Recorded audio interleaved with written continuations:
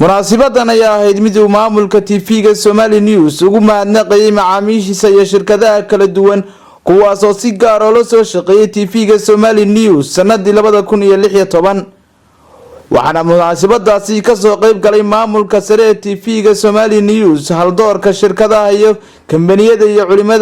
culimada magaalada Laascaanood iyo sidoo kale maayarka degmada Laascaanood waxayna mas'uuliyiintii munaasabadaasi ka hadlay ay ugu hambaleeyeen si wanaagsan uu TV-gu uga qayb qaato wax kasta oo ku soo kordhay geyga Soomaalida gaar ahaan gobolada Sool Sanaag iyo Cayn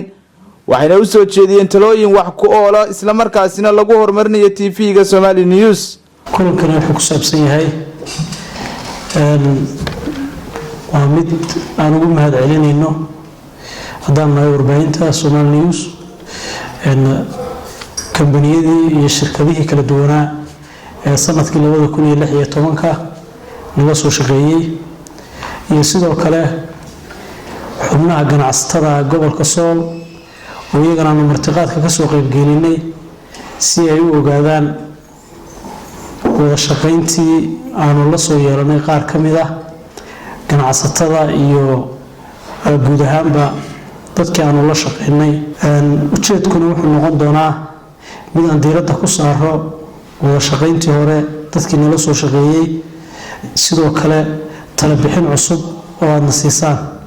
qof kasta fikirkiisa isagoo qoranaya waxyaabaha nagu soo kordhinayo aad baan ugu faraxsanahay ilaahay keenay subxaanahu wa ta'ala inaan ka soo qayb galo waxaan ugu horeyn u mahad celinayaa bacda shukri ilaahay subxaanahu wa ta'ala wa xamd xamidihi TV-ga Som News oo runtii aan isleeyahay ilaa maalintii la aasaasay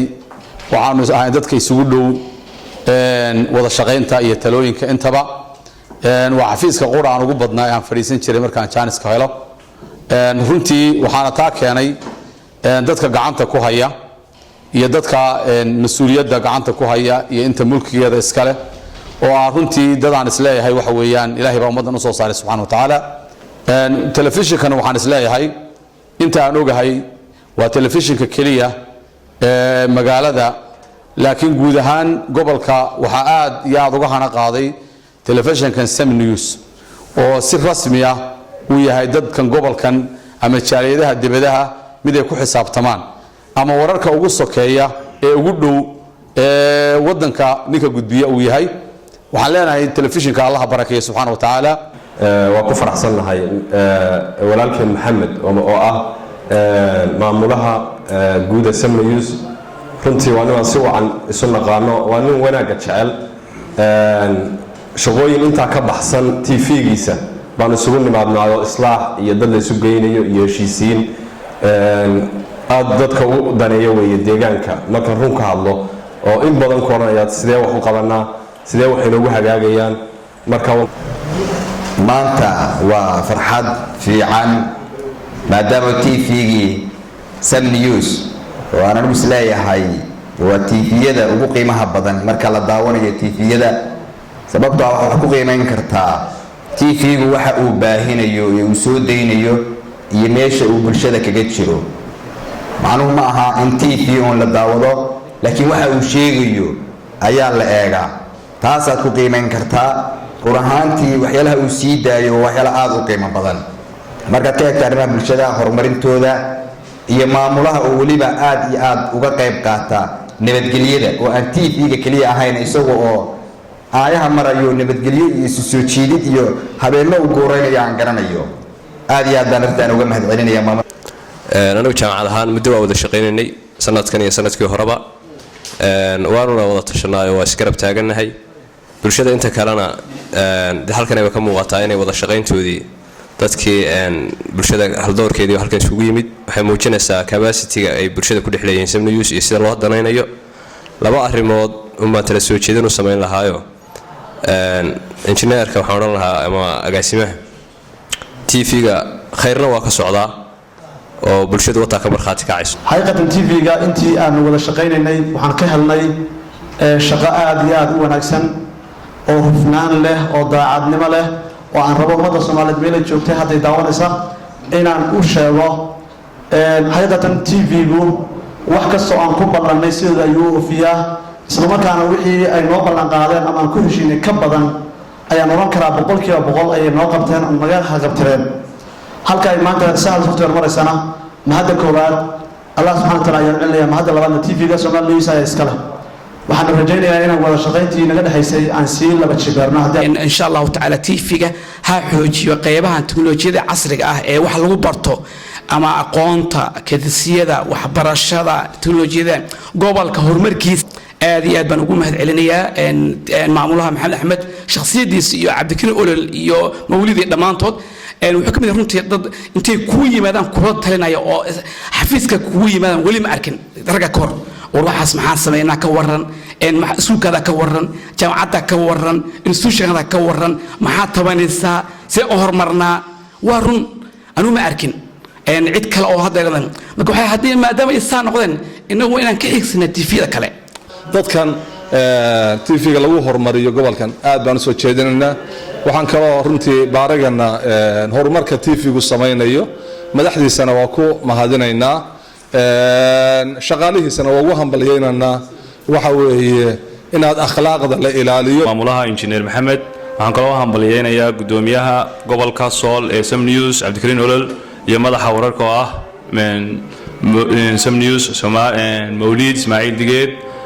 anagu waxaan malaynayaa waxaan soo shaqeynay TV-gu meesha kaliya la isku hadlay 1969kii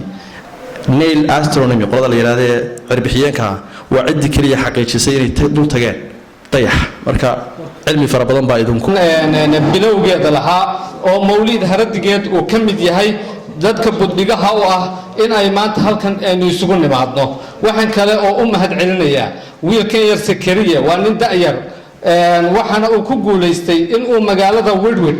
oo ahayd meel aad u yar haatan ay noqoto meel caan mulkiilaha ama agaasimaha guud ee shirkadda TV-ga meesha meediyahu marayo iyo ay sida ka faa'iideysigoodu dhinac walba marka laga eego dhinac ganacsi dhinac bulsho wax la soo koobi karo maaha intiina meesha fadhida waxaan ogahay dhammaan inaad wada dareensan tihiin qodobka labaadna uu yahay TV-gu inuu waxyaabaha xun iyo waxaaba iska ilaaliyo anagu ka shirkad ahaan Sam News aad baan wada shaqeynaa inkastoo aan ku soo biirnay sanadka dhamaadkiisii aad wax badan nooga caawiyeen waliba maamuluhu wax badan buu nooga caawiyay ka shirkad ahaan waxaana isna halkaasi ka hadlay maamulaha guud ee TV-ga Somali News Maxamed Axmed Cali Haybe oo halkaasi talooyinkii loo soo jeediyay ka aqbalay mas'uuliyiintaasi waxaan aad iyo mahadin la koobi karaan mahadnaqayaa akhyaarta marti sharafta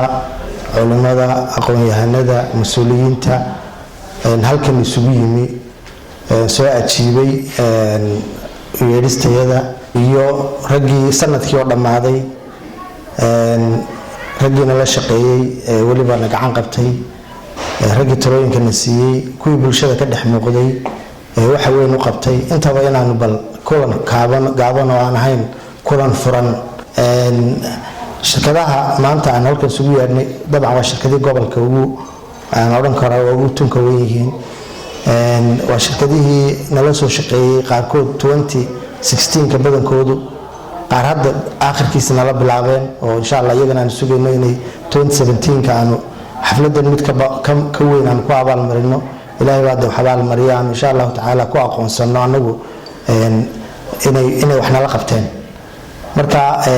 shirkadaha aan maanta halkan shahaadada laga siino waxaan aan odhanayaa waa shirkado waxaa jira runtii si wanaagsan looga shaqeeyay laakiin sanadka aakhirkiisii ku soo beegmatay kuwan aan sugi doono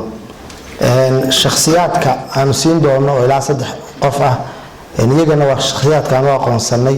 anaga nala shaqeeyay qaarkoodna anaga shaqadooda ay naga badnaa bulshada